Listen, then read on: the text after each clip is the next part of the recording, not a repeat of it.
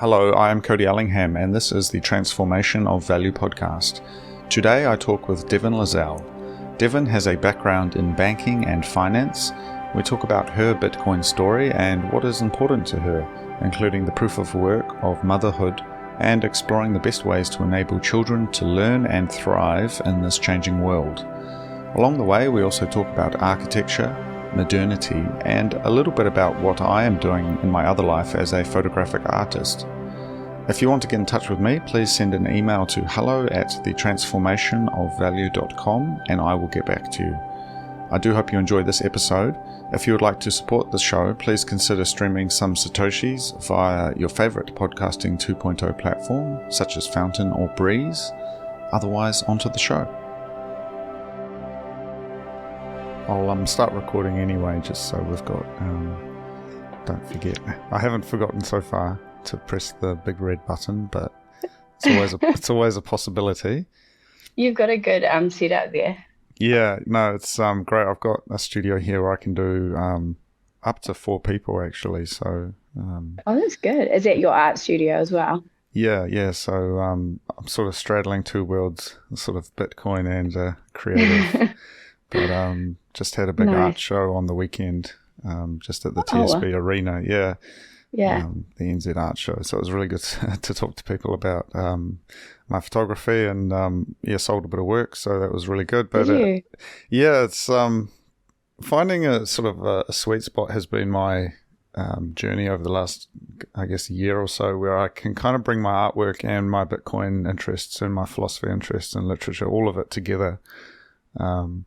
So it kind of makes sense, you know. So things like long-term thinking, proof of work, these kinds of things come through into the work itself. Yeah. It's been great to be able to integrate those together. Yeah, I bet. What is your artwork? What is your artwork primarily kind of focusing on at the moment, or what has it traditionally been? Yeah, so I've always been interested in places. So I photograph a lot of houses, a lot of architecture. Mm-hmm. As you might remember, I lived overseas for many years, about 5-6 years in Japan, and photographed a lot of buildings, a lot of architecture. And it really, looking back, I feel like it's told that kind of economic story, that development story of kind of fiat, the tension between modernity and traditional values, all of these kinds of things. And I was sort of showing the form of that through these buildings, but now I've become very interested in the places we call home, so photographing houses and kind of dwellings and sort of trying to elicit that kind of nostalgia for these places. So it's been a bit of an ongoing journey. But no, certainly it's been great to have that outlet, and I do a lot of writing and that as well. So being able to sort of bring it all together has been really powerful. Yeah, I think having multiple modalities or things that you're passionate about and are interested in, though, really do help the conversation. Because, I think some people just being involved in, like you say, economics, for example, you're bringing one type of thought process. So anyway, are we recording now? I'm not even sure if we are. We? No. Okay. This is good stuff, though. But, okay. Sorry, just pulling on that thread, though, Devon. The idea of sort of pure logic and sort of, I think there is an engineering mind that goes into Bitcoin thinking, and that is sort of the predominant mode. But we found that talking, to people like Mike and Brad about engineering, it's a very systems driven process. But if you look at the creative side, I think there is room for that still, and that different mode. And I think that's where I'm interested, because living purely in the ideological garden of Bitcoin, you're sort of cutting yourself off from, these other parts of the bigger picture, which is sort of this academy of ideas, which I was thinking about yesterday, actually. What does a better society look like? What is, human relations, politics, all of these things? How can they be mediated through a Bitcoin lens, but they're not limited to the systems of software or some sort of protocol, Yeah, I 100% agree with that. I was going to ask you about your art. Do you, I notice, when they talk about proof of work and architecture and all those kinds of things, like people are saying that architecture is starting to get sort of too simple and boring, like you're going from that really elaborate architecture to the sort of boxy kind of modern look. Are you noticing that coming through in your art, or do you think you have appreciation for like all of it as an artist? Like where are you going with that, I guess? Yeah, I think so my first major work was actually looking at the public housing apartments in Japan that were built after the war. And I think there is a bit of nuance to it, because there is these criticisms of brutalist architecture, and they're clearly brutal concrete buildings, but there was something quite beautiful about them because they represented sort of a utopian dream. And so after the wooden towns and cities had all burnt down during the war in Japan, they kind of rebuilt with this concrete and this kind of new modernity. And in a way, that was like the high of the Fiat, like that was the hit. And they were able to rebuild and make all of this happen. And it was all sort of funded through, the intervention of the United States, and sort of selecting and kind of anointing Japan as, a key geopolitical player post-war. And so Japan sort of benefited from that. But you can still see these buildings today because they've been immaculately maintained. And they're clearly not as beautiful as traditional houses, but in a way they're more versatile, they last longer, they're more safe to live in. And so I think there is nuance to it. Same with the UK.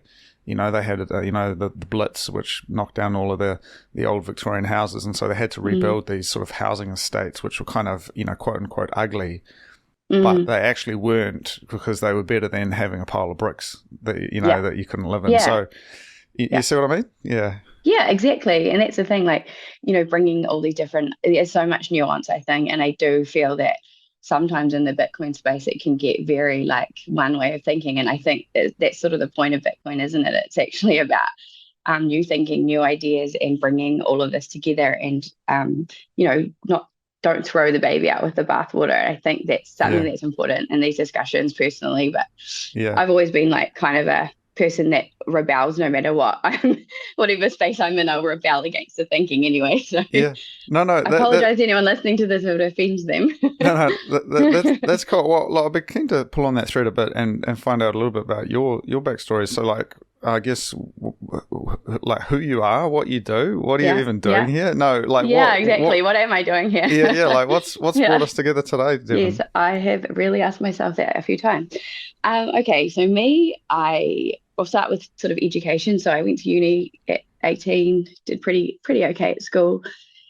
Started to do a law degree, did my first year, and then I was like, what the hell am I doing? This is not for me. I was always really passionate actually about history. It was a really big passion of mine from really young. I actually loved art history. I was top of art history at school. And I just absolutely loved all that. And then everyone said, if you're good at those subjects, you go become a lawyer. And I got to law school and I couldn't stand it. I just was like, this is not me. I don't really see this kind of going anywhere for me. And then that sort of other option was to become a teacher, which again wasn't really me. So I did my first year and I passed, but then I decided to leave that. I worked for a while, and then I got Hodgkin's lymphoma. So it's like a cancer that's, or it can be life-threatening, and it was in my case, I guess. So they found a 13 centimeter tumor in my chest when I was 21, and I had to have chemo and radiation. So I guess from like a background perspective, that was sort of the first time I probably started to question a lot of things in a deep way, because there was just so many things I had questions about. And then, I had to go through the medical system and how all that works, which was interesting. And then I got a job working for a bank, and then I progressed through that really quickly, and was assistant manager of a branch when I was only 24, like basically half running a branch there. I lived in Wellington, and then because I had been sick, I did have an issue with fertility, obviously, like that can be a problem. So luckily I'd been with my partner since I was 18. I met him at university. So we decided to have children really young. And so we were sort of the first in our friend group one of the first to have a baby. And then we went to Canada And I was actually a stay-at-home mum for like 7 years because it was really important to me. Another thing I love about Bitcoin is because I feel like it has brought back that appreciation for the work and the proof of work of motherhood. That was a really refreshing and kind of big shift for me in my life. I always felt a little bit that people look down a lot upon people that chose to stay home and look after their children. And it's something I really wanted to do. And so I really appreciated that about Bitcoin. That was probably one of the first things that really struck me. And then we moved home. In the meantime, I'd actually done a bit of property development. My parents are property developers. And so I was quite into like real estate and things like that, as well as sort of the finance lens. Then when I came home, something that always really interested me was investments. So I got a job at an investment firm. While I was there, I did my financial advisor papers to become an accredited financial advisor. And I found that really interesting. I absolutely loved it. And I was kind of thrown into that world of investments in New Zealand, share trading, retirement, just how all of that works. But then I guess right in the middle of all of that, because I love philosophy, I kind of have read a bit of history. Basically what happened when I was there is a lot of people would start to ring up and question, what is Bitcoin? Can I buy some Bitcoin? All those kind of questions. And the status quo answer from everybody was, it's a Ponzi scheme. Just forget about it. It's a joke. It's nothing. And I would say, how do we know this? And they'd be like, it just is. Like it's nothing. What's it backed by? Like, but just no thought whatsoever going into what is it first. Like, it's fine to say it's something's dumb or a Ponzi scheme, but there was absolutely no thought at all around what advice are you really giving people. So basically, me being me, I took it upon myself that I was going to find out what it was so that I could tell people why they shouldn't invest in Bitcoin. And then I fell down the rabbit hole. And now here I am today. Yeah. Wow. So I've left my job and basically I couldn't, it wasn't that I thought everything in that world was terrible at all. There's a lot of really good people in that space, but it's very hard to go and start recommending people invest in the current world, knowing what you know as a Bitcoiner. So there was just such a huge, is it cognitive dissonance, where That's you're right. having to say something and you can't, but you don't really believe it anymore. Yeah. Yeah, I know exactly what you mean. That's fascinating. So you had people ringing up asking about this, and Well, it actually comes up a lot. Like if we would go and do talks at events with people wanting investment advice, one of the first questions we would always get is, what is Bitcoin? Always. Like if people are really interested. Yeah. Yeah.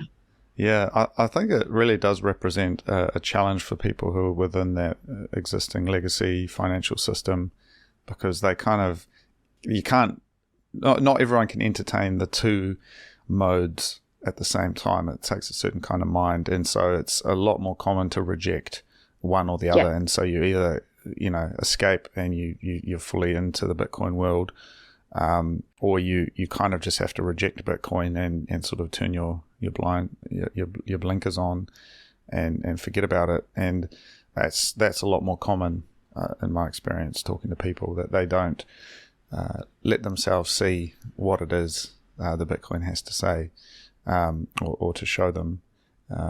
And it's not just finance, it's tech, software people. There's just this dependence on the hand that feeds them, which is powered through fiat, and to look too closely is to threaten your own livelihood in some ways. Yeah, I definitely agree with that. I think that this is going to sound terrible, but I have thought a few times that life would have been easier if I just didn't look. It's sort of like, you tell your kids not to look at things because they might be scared or whatever, like you're sort of protecting them. And I don't know, if I could go back, as much as I have all this hope for the world now, I can see the problems. it opens up so much more than just, there's an alternative financial investment. It starts to, as you know, make you question like everything, like food, pharmaceuticals, politics, education, um, war. Yeah. And I think that then you have to kind of start to look at all of that stuff as well. And I mean, I'm not surrounded by Bitcoiners. And so I'm now still, I mean, it's everywhere. People are stuck in that old paradigm, and you're over here sort of seeing it all because you see where the money comes from and where it flows to. And regardless of whether or not you think Bitcoin is like sort of, the big use case for it that we're all excited about, you still have to face up to it's, what does Jeff Booth call it? He says it's an ego death. Yeah. Yeah. And it's over and over and over. Yeah, it's a place you can stand from which you can see the place that you thought was everything. It's like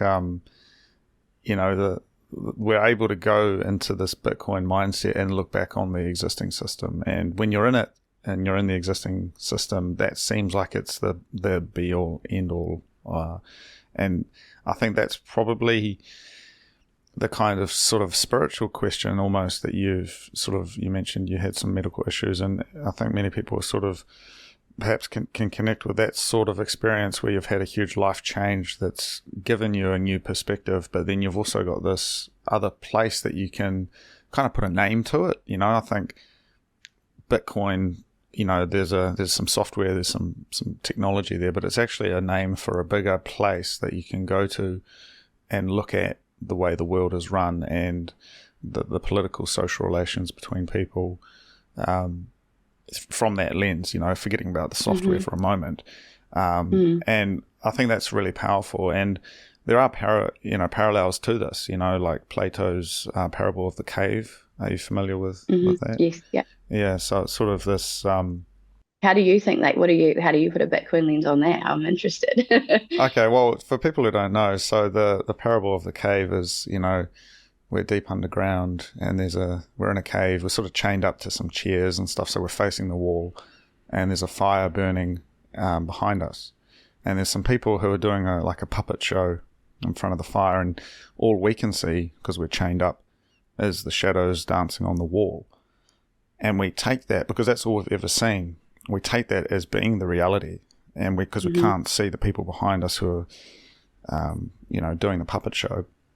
And what sort of we can find from that is if you actually are able to break those chains, turn around, you can see the people who are doing the puppet show, but then you can also find the staircase that leads out, out to the surface. It's a bit like that final scene of THX 1138, George Lucas's first film, where the guy kind of finally escapes the underground sci-fi city, and he climbs out and he's into the desert, into the raw daylight. And the idea is like you get into the daylight and it's very blinding. It's almost so much because you've been in the darkness for so long. And then so when you go back down into the cave to help the others, you're actually your eyes haven't adjusted back to the dark light, and so you're actually seem like you're a bit crazy. You can't see anything properly. Yeah, that's pretty much, I think, how I felt for the last 2 years, because this has only been like a 2-year journey for me so far. So I'm by no means an expert, but I definitely have felt that. So that's a good analogy. Yeah. So that's the parable of the cave, and that's sort of the towards the end of the Republic, and just kind of a way of.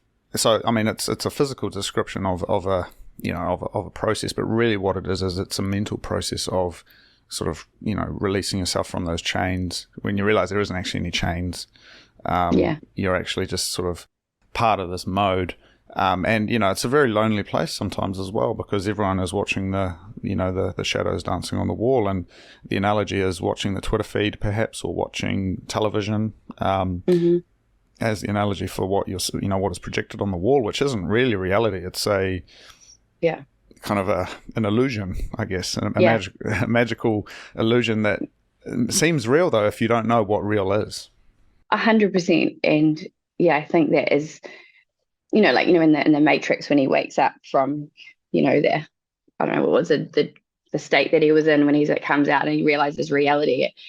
That reality, whilst it's good to be in touch with reality. I think it's also you're sort of faced with reality. Like you can see what the problems are, and they do. I think they seem quite enormous, and then probably knowing, Bitcoin fixes everything. I mean, I don't know if that's 100% true, but Bitcoin fixes this.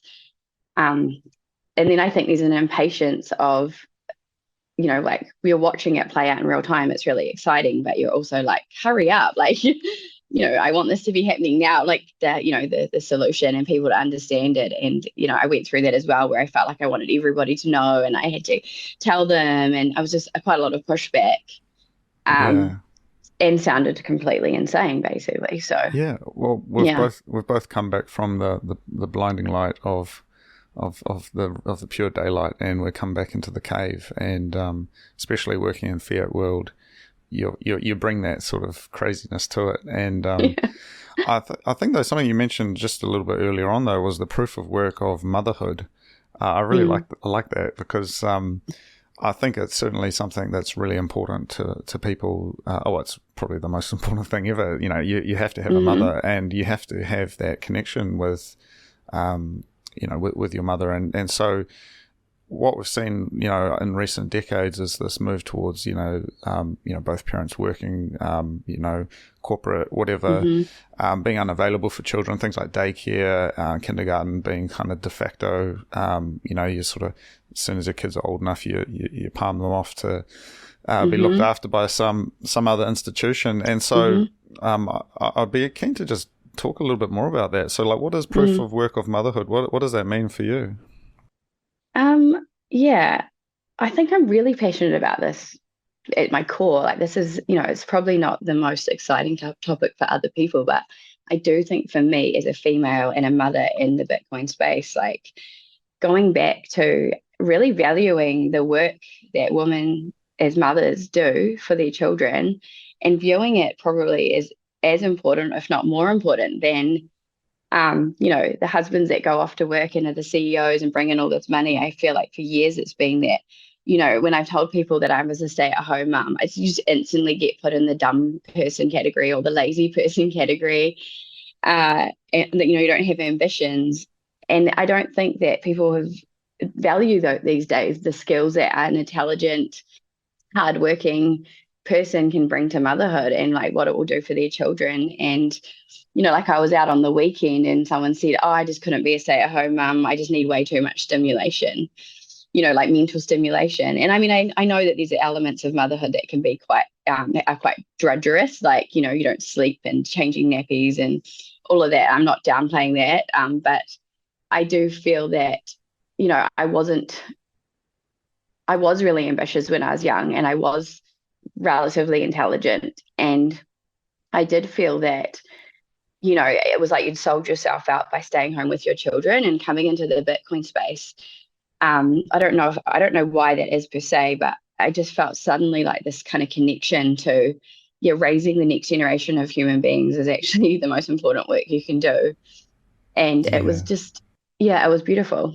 Yeah, that's really awesome. I guess I had an experience with my parents, like they were self-employed growing up. And so even though they worked hard, they were always available. And I have these memories, like even after school, my mum was able to pick us up. It wasn't like, I finished work at 6 o'clock. It's like, no, she was there and available for us. And she was able to sort of very tactfully make it all work. I remember, she would always be taking phone calls in the car and stuff, but she was available.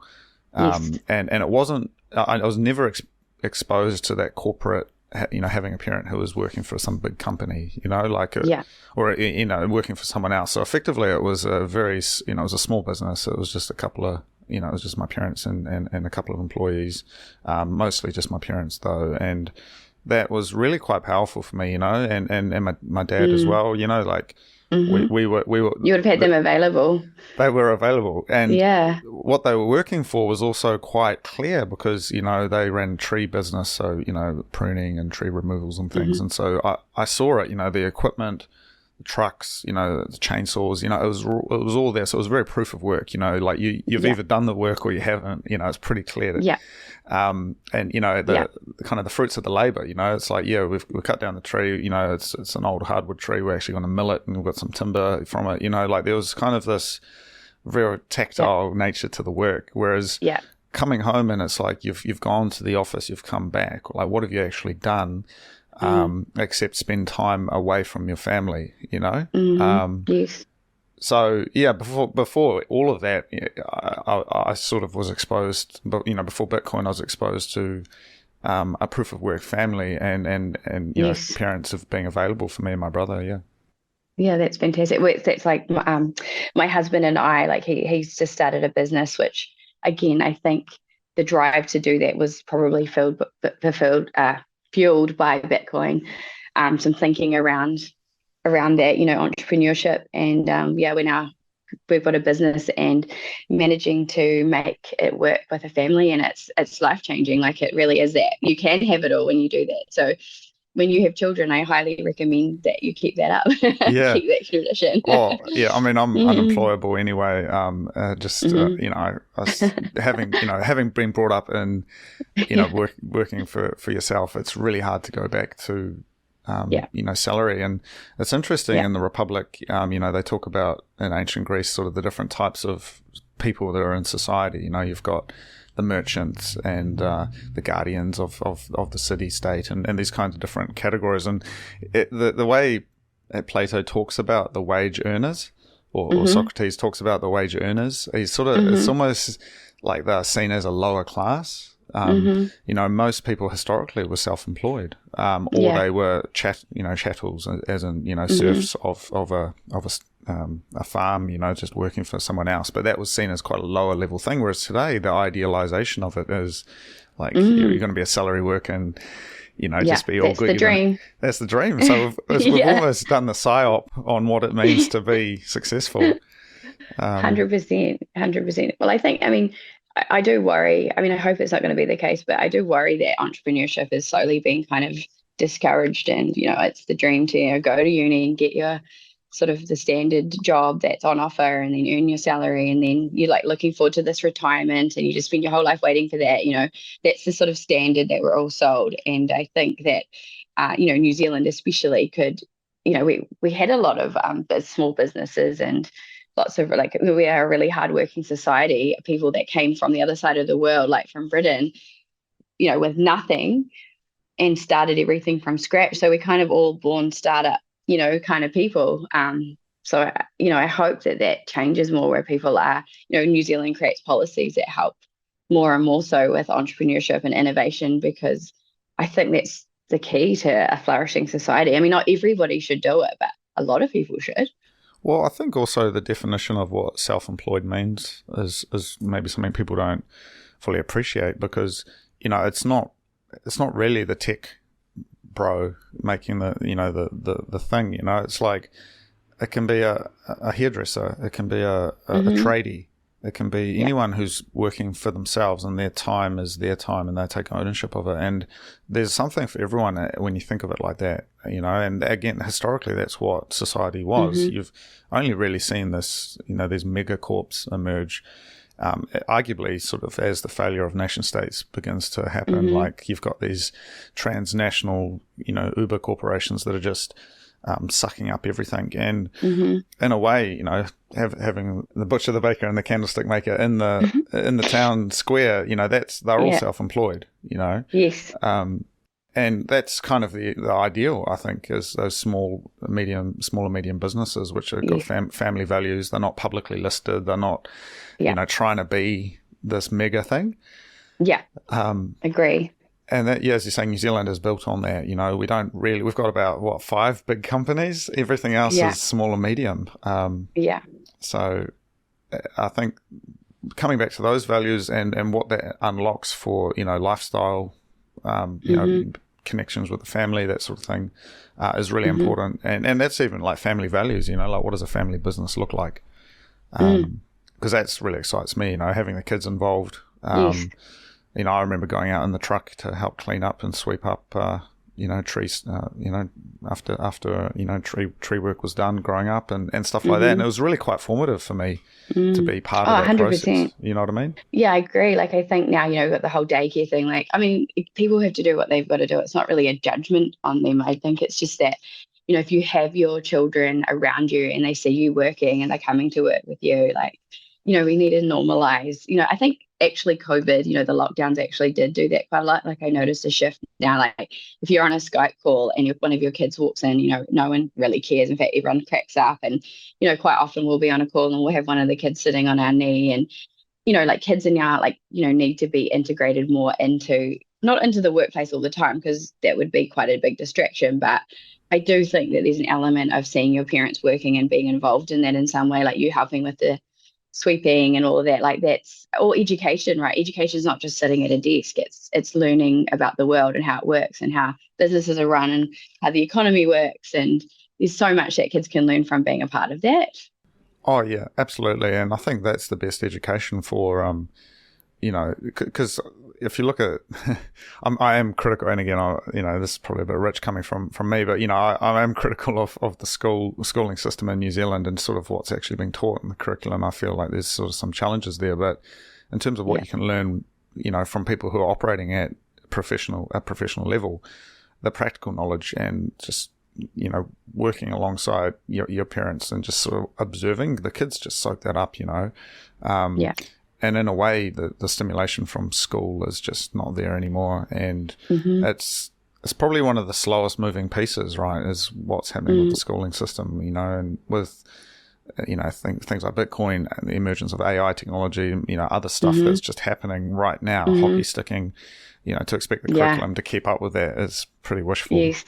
Well, one of the high schools here last week published something saying that there'll be serious disciplinary procedures against anybody that is caught using ChatGPT. And I just cracked up laughing because, like, whilst I agree, if they do the standard model of like write this essay, which is just the stock standard question, and then someone gets ChatGPT to write it for them, sure, no one's learning anything. But educators are going to have to start structuring learning around using that as a tool so that kids can, like AI, in its best case scenario is actually an individual teacher for a child. I know my daughter, she is really into science, and some of the stuff she's asking is really complex, and she wants to conduct these experiments, and the questions she wants to ask are really deep and quite high level, and they're very specific to her project and what she's trying to learn. And so we're like, please just go and ask ChatGPT how you do all of this. Like, ask her all the questions about nature and all these things that she can ask, and she gets a specific answer. And you don't actually have that. Like, where in life have kids ever had access to that before? Unless your father or mother is a science teacher, or, like, we're talking quite, her brain is ready for stuff that's quite beyond her year level. And I don't mean that because she's some sort of a genius. I mean, like, kids are really smart, and when they can ask a question and get really good answers and learn how to ask those questions, she can't make up the results. So she still had to go and conduct the experiment and do all of the things, but she has learned so much and what kind of questions to be asking. And I think that that's the future of education, and that's where educators need to go. Like, let's get some great ideas out of these kids and teaching them things that meet them where they're at. Yeah, that's a great point. And looking at the history of schools and just state-run schools in particular, I mean, they're a relatively new phenomenon, and the historically, it was all about private tutors. You had the uneducated masses, and then you had people who could afford to have a private tutor. And I mean, it's a far superior way of teaching, because you've got one-on-one attention, you've got tailored material for that child. It's going at their speed, and the kind of, I don't know what class sizes are like these days, but is it like 30 kids to a classroom? Yeah, even more, 30, 35. And one teacher. Yeah, one teacher. They're all the same age, so they're not learning from each other. So because I mean, there's just some innovations which, again, it's rich coming from me. I haven't got any kids at the moment, but like thinking about it, it's like, well, are we how are we going to interface with that? Yes. Do we want to be part of that system? Because I mean, I was lucky to get through it. I think I managed, and I thank my parents for it, because they sort of you learn most from them, I guess. But Yes. If I didn't have that, where would I be? Yeah, exactly. But I think, I mean, we're talking about it now and the problems with it, but I think there's a huge amount of change that's going to come in the next 10 years that are just going to happen. Like, the best schools will be the ones that utilize this technology to teach their children individually, and curriculum will become more individualized. What you're interested in, what your passions are, what are you good at. And it isn't just reserved to, the 5 subjects that everyone agrees with. Like, if you're really artistic, you will be able to tailor education to teach an artistic mind and delve into that. If that's what you're naturally good at and that's what you love and that's where your talents lie, I think that you'll see that more and more. And I just hope that schools and that pick up on that, so that we are starting to create more brilliant people that have actually delved into their own individuality and what they're good at, and create something beautiful out of that. I mean, imagine if every single human being could do that. Like we'd have like the Renaissance again, like Renaissance 2.0. And I hope my children could have done that. But I think that, again, going back into this whole, about the entrepreneurs and the small businesses, I think that the problem these days, like, if you're really smart and talented, you end up going into a job like finance or accounting and law, and a lot of those jobs are really just compliance jobs now, like paper pushing, lots of regulation. So the education system is kind of set up, I think, to be that type of a person, like educating people to go into these desk jobs and tick the box and make sure that compliance is being followed and all that red tape. And it's an absolute behemoth in New Zealand now, and all these industries, like the building industry, the legal industry, the finance industry. Like, you ring your bank now and you're not dealing with a banker anymore. You're dealing with a compliance officer. All they're there to do is make sure that you're complying. So the type of jobs we've got now that pay well don't really bode well with like free thinking individuals that create something new. So that's the shift that I think we're going to see.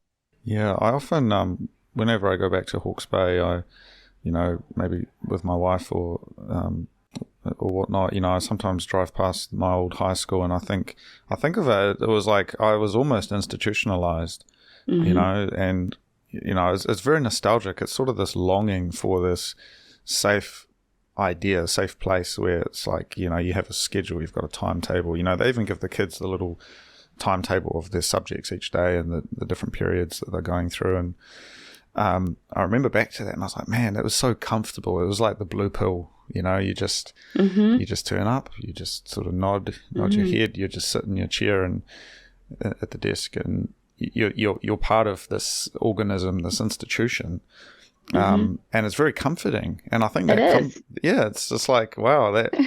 But I remember at the time I couldn't wait to get out of there. And I'm so glad I did. I broke out of that institutional thinking. But I think for a lot of people, you go straight from that to university, to job, to working. And it's just a continuation of that mental model, and it's sort of compliance, right?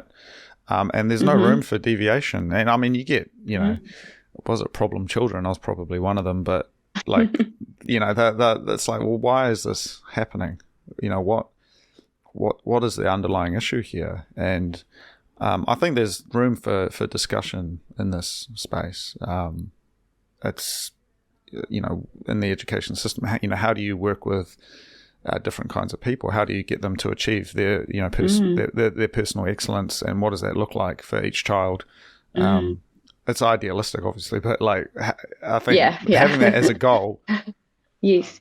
But educating kids from a young age, right? Like, educating them, like, it's probably a bit hefty, but you're like, well, now, child, you need to discover your individuality and create something new, and, let it bloom into the world. And, every single human should be doing this. But I do think in the past, that's kind of how education was viewed. Whereas now we're like, everybody must, it's very much like do a test, study hard, get the marks. But it's, it's not really encouraging new things to be created. But there's an element as well, you have to, right? If you want to be an engineer, these days, you do really have to understand the principles of engineering. You can't just, there's an element of structure that is involved in learning the basics, but again, with like individualized learning, like, my daughter's learning to code. She can teach herself that now. Like in my life, with having a new business, there's quite a lot of things that I don't know, obviously. And I don't feel panicked anymore. I'm like, I'm just going to go find out. I can just look this up. I can ask heaps of questions until I understand subjects that I knew nothing about. And it's phenomenal. Yeah, I think though, in some of my other consulting work, I do engage with scientists, plant pathologists, and people working with biology and that sort of thing, and in terms of what they're researching, what they're understanding, and then turning that into models and digital tools. I do a bit of work in that space through my design business, and the scientists and really top of their field that I've met, I think in a way they all have this kind of creative, eccentric sort of behavior, which you only get at the very top end of a field. And so there's, I think, a broad middle spectrum of people who can get work done and they can follow instructions and reproduce, to specification. But then actual innovation at the cutting edge, everyone I've ever met who's doing that is at least a little bit creatively eccentric. Yes. And not I wouldn't say crazy, but they're pushing the limit. You can't, you can't push the limit without pushing your own personal limit. Yes. And so I think there's something in there where it's like, yeah, of course you need to understand deeply, fundamentally how things work, but you then also need to have that kind of chaotic, stochastic creativeness to also actually go to the next level. I agree. And I think it was Jordan Peterson said that, the higher like you are on the creativity element of your personality, like is usually the most intelligent. So there is an element of the most intelligent people are often the most creative. But I think that like society now is stifling a lot of creativity, and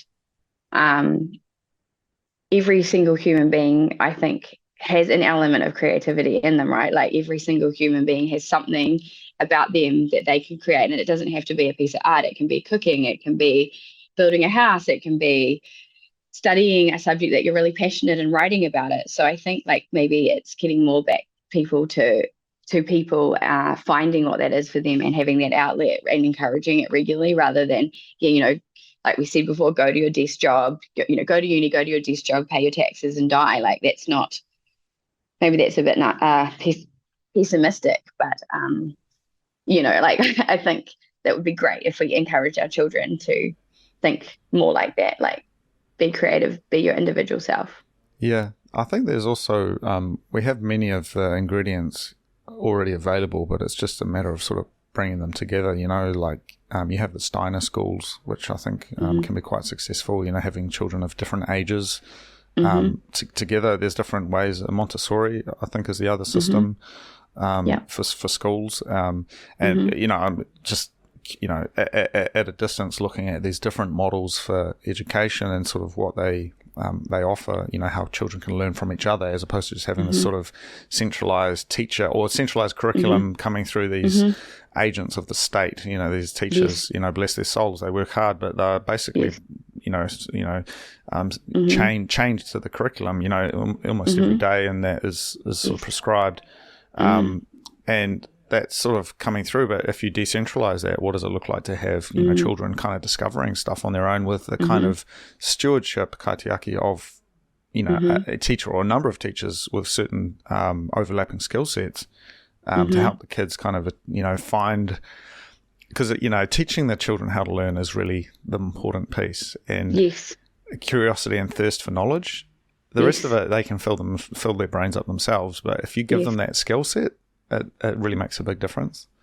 Yes, 100%. Yeah, my children went to Montessori when they were little, preschool in Canada. And one thing I loved about their philosophy is they believed that you should never dumb things down for children, introduce them to all ideas. So when they were like 2, they would show them like a clock, with hands on it. And they would be like, this is a clock. And like, it's beyond a 2-year-old how to tell the time on a clock, really. Like they can look at a clock and they might know some concepts, but or weather systems and all these kinds of things. They would talk about it with the children because they're like, well, maybe they don't fully understand how to tell the time on a clock at 2. But when they're 5 and they're at school and time is being discussed, they would have already kind of in the back of their mind had it shown to them and explained to them, and that learning, like you can teach them these things at a little, at 2 years old, and then it makes the pathway for them down the line easy. And so they would introduce quite complex subjects to little children, so that when it came up down the line, they sort of had this inkling, like, I think I know what this is. I've seen this before. Yeah.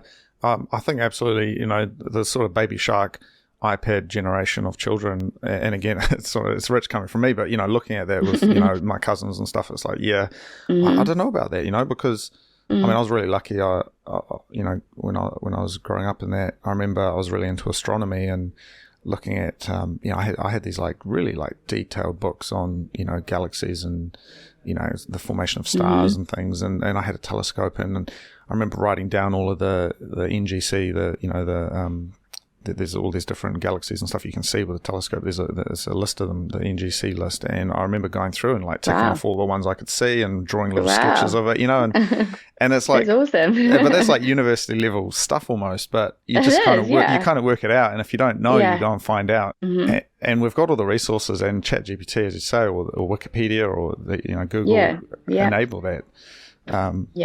So you don't need to dumb it down. But no, not at all. Like I think, like you see, like at that age you were doing like university level, astronomy there, and I guess you're right. Like the problem with the education system is that, you've got just everyone's kind of getting, it's leveled out, but it's not like there's certain subjects that some kids will be brilliant at, and they can't really be met at that level unless they have parents that are able to somehow afford or teach them things. So yeah, I think that's probably what we'll see just naturally over the next 10 years. It's all going to change. No, it's really exciting and sort of unlocking that human potential of a new world. I mean, I've been thinking about this a little bit. Actually, yesterday I was having a deep dive into really. I've had this idea for a little while, Devon. Just kind of a space to bring people together. Like, I'm based in Wellington, and I've got a really good network here, but it's also feels sometimes like there's more that I could do to bring people together to have these ideas. And I'm sort of looking at, say, the university system or the old academy from ancient Greece, and sort of the idea of like a forum or a place where people can come together to discuss ideas and kind of connect. And in a way, I realized I had discovered Citadel theory for Bitcoin. Really? But looking at is that Citadel theory? Is it like like having a place that you can building the thing that people can come to, and not just Bitcoin, but the art side. I've got a huge stack of books here next to me and a library, and kind of like what would it mean to share that? Because the university up the road, Victoria University, doesn't do that anymore. It's a citadel of ignorance, sorry, and to actually rebuild that, there's something really appealing to me about that. I'm not quite sure how to articulate it. Do you sort of know what I mean? Like, I think I do. I think you're being a bit hard on yourself though, because like when we went to like the Bit Kiwi meetup, like you are bringing people together. Like, what is the role in this citadel of the person that does that? Do you know the name of the person that organizes all of the people together and brings them into the space? Like, have you looked at that? I don't actually know like what my role is going to be in it, because at the same time, like, you can be a facilitator or you can be a doer, and the person actually helping make things. And I mean, maybe it's decentralized, maybe it's different overlapping people. You got the Bit Kiwi guys doing their thing, and you've got the podcast where I'm able to bring people in here. But I guess the vibe that I was sort of riffing on was this. I spent a bit of time in Japan, and I went to university there for a year, and I just remember like turning up to the university, and you can smell the oil paints, and you can see the big empty classrooms, and you think, man, your mind fills that space. You're like, wow, I've come from the countryside, and there's this amazing, place in the middle of Tokyo I can go to and make things happen. And in a way, like, I don't feel that anymore. Like, if I ever go up to the university here and visit, I don't feel like my mind, Mm. it'd almost be Yeah. like shrinking it to get to fit it Yes. through the door, like, and Yes. sorry, I don't, humbly speaking, but the building itself, you Yeah. can make it, Yeah. it's a beautiful space, but the thinking is very Yeah. claustrophobic. I think that again, it's just going back to regulation though. Like everything's just been so heavily regulated. Like the way that everyone feels comfortable with everything is like as we regulate the education system, that we can mark off the teachers and we can make sure universities are teaching everyone the same thing. Its intentions were good, but when you go too far down one avenue, you get repercussions. And I hear what you're saying. It's like, how do we bring these ideas back? And again, like in New Zealand, I think we need this so badly. I think we need these spaces and we need these people. And I'm scared that New Zealand's going into a dark ages, in terms of thinking. People don't see that. They're like, but everything's so great. And I'm like, Oh. it's just people don't see it. And I'm like, Yeah.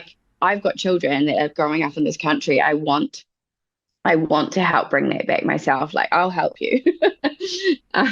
Yeah. Like there'll be a bunch of people that will help you with that. And yeah, it's everyone's hungry for it, but it's quite small here. Like it's not like overseas where you see all these people come together and they have these meetups. I think here is desperate for that. Yeah. Well, have you ever seen that film Dead Poets Society? Yeah, I have. Yeah. Yeah. I look at that Yeah. and I think of the magic of that. Obviously, there's a bit of tragedy in there, but like that kind of magic and kind of Yes.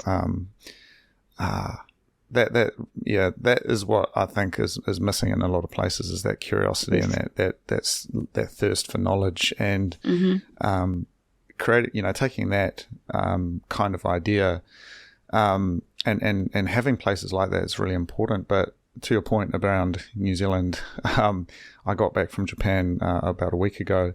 I was doing a little holiday over there and catching up with people. Actually met with some Bitcoiners, which was really cool. But I came back through Auckland Airport and I was just shocked at how broken it was. There was literally holes in the wall. We waited for an hour and a half to get through customs and get our bags, and it was like, what is happening? It really felt so backwards, and I almost had to apologize to the people around me and say, hey guys, I'm really sorry. Like it's not the way New Zealand actually is. It's just your first impression. Yeah. I know. I agree. Like it's sad. And, Mike and I have talked about like, in the long term, do we stay in New Zealand or do we go where there's places where people are, we could go on about this forever, but, where all the ways that we can see that thinking needs to change, should we go to these places? And I'm like, but then should we stay here and create the future here? But it just does feel like there's a lot of pushback, because I do feel like so many people are like, oh, everything's great. And I'm like, it's changed so much, I think, in the last few years. Like we used to be a really innovative country and it was beautiful, and it slowly feels like it is deteriorating. But then people are like, oh, you've gone really dark. Yeah. You've become really negative. And I'm like, well, how do you not see this stuff? Like, how do you look at this stuff and then do nothing about it? I don't mean them, I mean myself. Like, if I feel that way, am I supposed to just turn a blind eye and go, no, everything's great?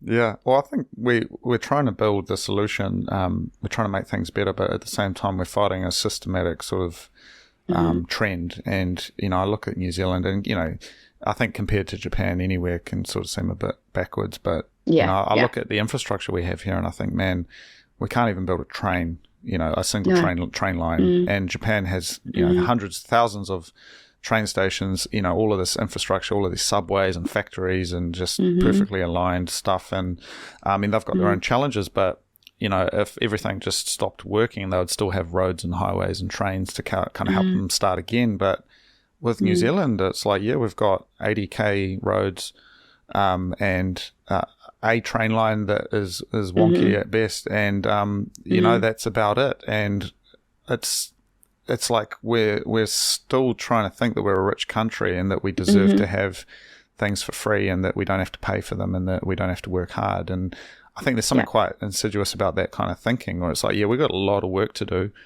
There's a lot of building that needs to happen, and I know people working in the energy sector, even what Mike's working on. There is these pockets emerging of excellence, but it's also like the overwhelming move is towards just letting things be and to decay. Yes, I did hear Peter Thiel was talking, and he did say that he's noticing with I guess we are more like a left-wing political country at the moment, and there is this kind of thinking right now in that space of not really wanting innovation. That innovation is seen as a threat, and the kind of thing, like, for example, they look at AI and they're like, shut it down, like, get rid of it, like, we need to put brakes on this. And whilst I do agree that there is definitely going to be some problems that come with that, shutting down innovation and thinking isn't the answer to, like, just let's go backwards or let's just stop it. And I do think that New Zealand has kind of got into that space. Like, another thing I was thinking when we were talking is a lot of New Zealanders aren't particularly schooled up on philosophy or history. Like, in your Citadel, what did you call it? Citadel theory, or anyway, in this group, like, I am into those subjects. And, I went to university, people were laughing at philosophy students and art students saying, a monkey can do an arts degree, which is, history and philosophy and literature. And it was, and I mean, they're engineers, so of course they're going to ridicule people that are interested in that. But it really is shunned now, like, this whole, like, we need to bring that back, because people now they don't realize how history has played out in the past, and how New Zealand, from where I stand, it has gone backwards in its thinking and its innovation. And people are like, no, everything keeps moving forward and getting better. And I'm like, no, look at history. Like, over and over again, empires have crumbled because they got too complacent. Yeah, well, I think my take on it would be, I studied, liberal subjects at university, and the real challenge, and I remember quite clearly on, one of the first days, as an undergraduate, the professor saying, by the end of this degree, you will all be Marxists. And I remember him saying that, and I had to deprogram myself effectively. So it was really great. I was able to sort of dip my feet into that world, and it was really great to learn about culture studies. The things like the Frankfurt School of Culture Studies and these kind of ideas, which there's a lot in that around how the culture is mediated by technology, and a whole swathe of topics that I've been able to integrate into my work. But at the same time, I see, and I saw how it effectively breaks people, and they go through 3-4 years of that, and they come out just basically these zombies who are really only qualified to be tutors for the next generation of culture studies. Yes. And so I was able to temper that with, some other things I was doing. And it was very practical. I also studied languages, so it was like learning how to speak a language and some of that stuff. But certainly I think that the criticism is from that kind of postmodern, kind of nihilistic sort of side. Yes. But still, generally, just learning about art, about history, about philosophy, and all of that, kind of thirst for knowledge is what the university is supposed to be about. And I think that has also been kind of hijacked, and that's sort of where I was listening to Balaji recently talk about a little bit about, the United States and sort of these competing tribes. And it's in a way like the building, the framework from that it lives within, the form of the university has stayed static, but the contents have changed quite drastically. And I think that's probably where the criticism comes from, and even just yesterday I was having a chat with a young woman who I guess was looking at quitting university, and she was saying how, it was really hard for her the end of high school with the lockdowns, and how that really affected her ability to study and her motivation, and now she's sort of regretting university. And I think, well, what can I say to her? Like, look, you just need to get the degree. It doesn't actually matter. You don't need it, but you do need it. You know what I mean? Yeah, it's a tough one. I agree with you on that. Yeah. And trying to provide a bit of mentorship on that, but it was also like, well, I can't lie to you. It's actually a waste of time, but you do need it if you ever want to leave this country, because you need a degree to get a visa in another place. So it's sort of like, where do you go? I know. I hope for my children when they are at that point, first of all, I want them to do what's best for them, and I won't be telling them not to go to university or to go to university. But, I'll also be encouraging them to look at trades if that's what their skill set seems to trend towards. And also like bringing back that kind of like the apprenticeship, or I don't know what's the kind of like classic, what was the name, when you worked under somebody and they mentored you and you you learnt from somebody that was an expert in their field, and maybe you did it for free, or you did it at a really low cost to Yeah, or them. like being an understudy or an apprentice. Yeah. Yeah. Yeah, an apprentice really. Yeah. And I think it would be great to see more fields start to introduce that, because it would help them. They'd have the help. And if you're working with an expert, then that's amazing. And then maybe do the study later on, like find out where your gaps are. Like I've studied later on, and I think, I was able to understand myself more and where my gaps were. I think it's really hard at 18 to decide what you're going to be doing for the rest of your life. And yes, the degree doesn't necessarily mean that, but I Yeah. don't know. I just think, it's a big decision. Well, yeah, absolutely. And I think that probably the two examples I've got are this young woman who I was just trying to give a bit of feedback on around university, and then there's another young guy, a young photographer who I've been, I guess, talking to. I wouldn't go so far as to call myself a mentor to him, but I sort of was saying that, look, that this is what's possible. I've been in your shoes before, and this is where you can go. And I think similar to what you said before around, you teach a 2-year-old about time. They might not understand it, but when they're 5, they're going to pick up on that map that you've drawn for them. In a way, when someone's 18, they're still a child, and they're learning about, what is the future possible for them. What's 10 years look like?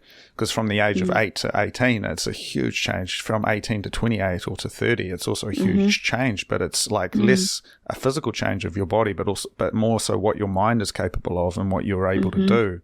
And so saying to someone who's 18, hey, look, if you just do this, this is where you could be, and kind of show them the path, and then they got to work it out. But it's like, you don't have to be on the same trajectory that you're on. There's actually another whole way you can take it. And I think that's what's really important. And you don't get that in a university where it's worse than school, because you've got 300 students to a professor, and you got to book in a 10-minute slot to go and chat with the professor once a term.